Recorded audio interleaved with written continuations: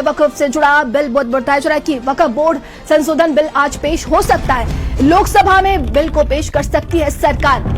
वक्फ की मनमानी पर लगेगी लगाम। कहा जा रहा है कि वक्फ संपत्ति में गड़बड़ी पर लगाम लगेगी। संशोधन से नियंत्रित होगी वक्फ की शक्तियां। बिल को लेकर हंगामा होने के भी आसार है। तो ये बड़ी खबर देखिए, कहा जा रहा है कि लोकसभा में आज इस बिल को पेश किया जा सकता है।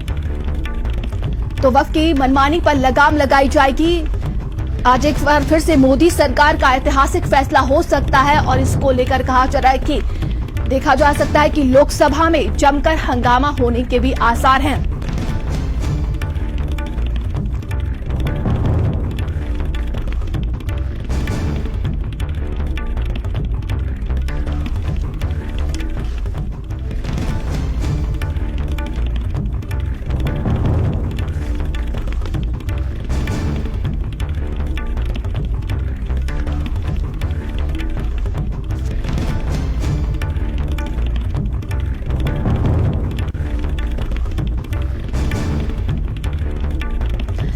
और इसी पर चर्चा करने के लिए हमारे साथ देखिए मुस्लिम स्कॉलर शोएब अहमद सिद्दीकी हमारे साथ जुड़ गए हैं। बहुत बहुत स्वागत है शोएब सिद्दीकी जी आपका। भारत समाचार में देखिए, कहा जा रहा है कि सरकार आज वक्फ बोर्ड को लेकर एक बिल पेश करने वाली है लोकसभा में। किस तरीके से आप इसको देख रहे हैं?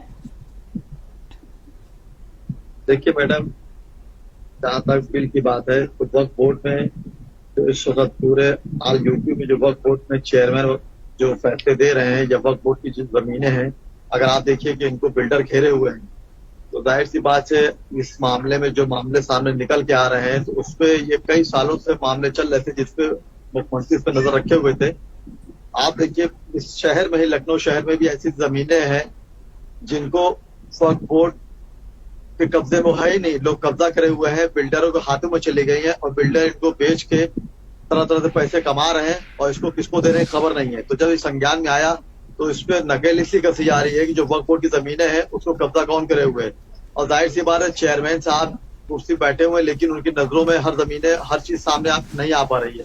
तो इसलिए मुख्यमंत्री जी ने एक जहन बन के आया कि जो वक्फ की जमीनें हैं, जाहिर सी बात है इस पे नाजायज कब्जे लोग करे हुए बैठे हुए हैं, नाजायज तरीके से कब्जा करके उसको बेच रहे हैं, पैसा इकट्ठा कर रहे हैं, इसलिए नजर करी। लेकिन मेरी गुजारिश यहाँ पे ये भी रहेगी, जो इस पे कानून बनने जा रहा है, कानून बने लेकिन कम अज कम वक्फ बोर्ड, चाहे शिया वक्फ बोर्ड हो चाहे सुन्नी वक्फ बोर्ड हो, उसके चेयरमैन को, उनके बड़े बड़े आलिमों दीन को लेकर जो कुछ फैसला ऐसा किया जाए जिससे किस तरह कोई दिक्कतों का सामना करना ना पड़े।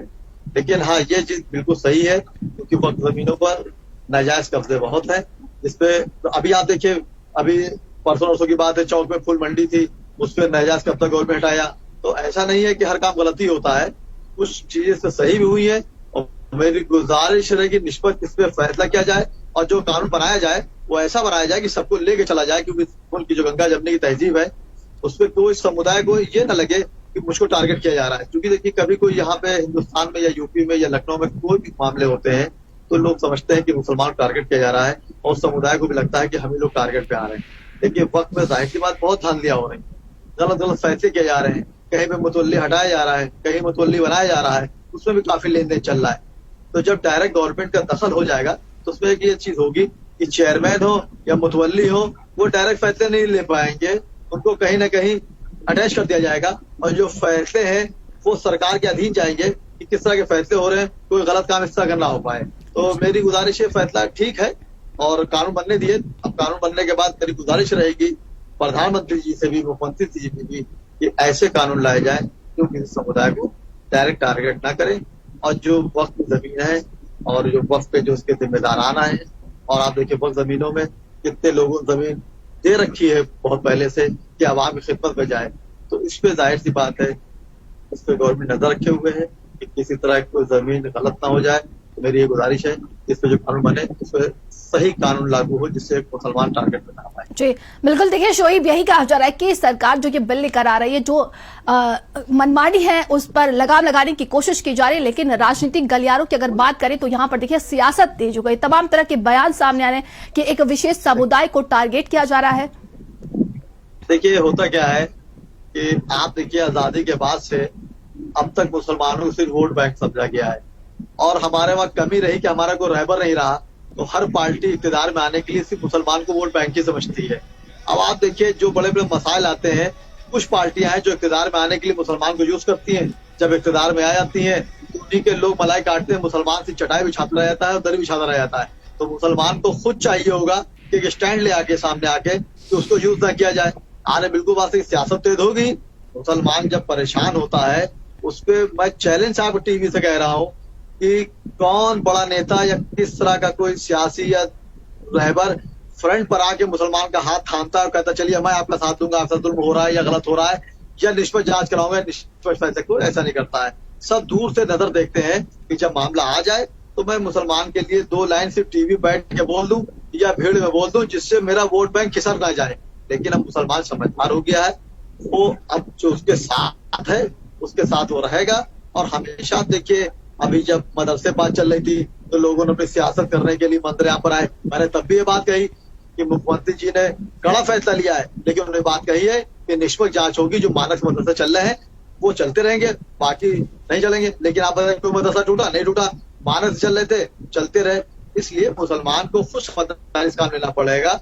और जाहिर सी बात देखिए ईमानदारी की जो बात इसमें है कि वक्फ की जमीनों पे जो माफिया लोग कब्जा करे बैठे हुए हैं, जो बिल्डर बना के नाले घेरे हुए हैं, आप यकीन जानिए कि मेन शहरों में नालों पर लोगों ने वक्फ की जमीनों को घेर के नालों पे पिलर दे के उसको बिल्डिंग बना रखी है।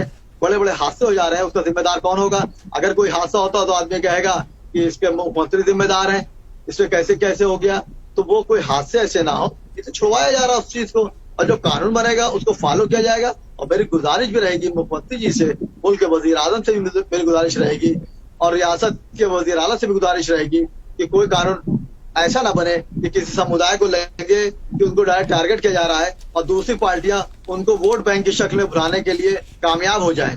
ये मुल्क गंगा जमनी तहजीब है और इसको इस तरह रखा जाए कि जो माफिया हमें बिल्कुल, ये तो बिल्कुल सही काम हो रहा है कि जो माफिया लोग कब्जा करे हुए हैं उनको फौरन खाली कराया जाए, क्योंकि वो जमीन ले लेते हैं, एग्रीमेंट करा लेते हैं, फर्जी किराएदारों कुछ पैसे लालच दे के खाली करवा लेते हैं, उसके बाद उसमें 6 माले की। और मैडम मैं एक चीज गुजारिश करूंगा आपसे यहाँ पर कि मेरी मुख्यमंत्री से गुजारिश है कि लखनऊ का जो एलडीए है या किसी भी शहर का कोई भी कानपुर का केडीपी वगैरह वगैरह, उन पर नजर जरूर रखें। ये लोग जो है लाइसेंस पास कर देते हैं बनाने के लिए। अगर 3 माले की इजाजत दी, उन्होंने 5 माले बना दिया, उसमें यही तक मिले रहते हैं। तो मेरी गुजारिश मुख्यमंत्री से भी रहेगी, जाहिर सी बात मुख्यमंत्री कड़े फैसले के लिए जाने जाते हैं तो उनको जरा सा अंदर भी जाना पड़ेगा कि गवर्नमेंट देखिए ठीक चल रही लेकिन सिस्टम में गड़बड़ी कहीं भी ना कहीं है। वो लोग करते क्या है, एलडीए पास कर देता 6-6, 7-7 माले बिल्डिंग के, जो आगे जबकि उसमें कोई रहता है खरीद के उसको या किराए पर रहता है, वो टूट जाते हैं, बर्बाद होते हैं, उसमें लोग जाने चली जाती है और वो बिल्डर बेच के अलग हट जाते हैं। इस पे मेरी गुजारिश रहेगी मुख्यमंत्री जी से, इसे नजर जरूर रखें कि एलडीए नक्शा के पास कैसे कर दे रहा है। मैं खुल के बात नहीं करूंगा, काफी पैसा लेके बिल्कुल। भारत समाचार से जुड़ने के लिए बहुत बहुत धन्यवाद आपका। चलिए आगे बढ़ते हैं।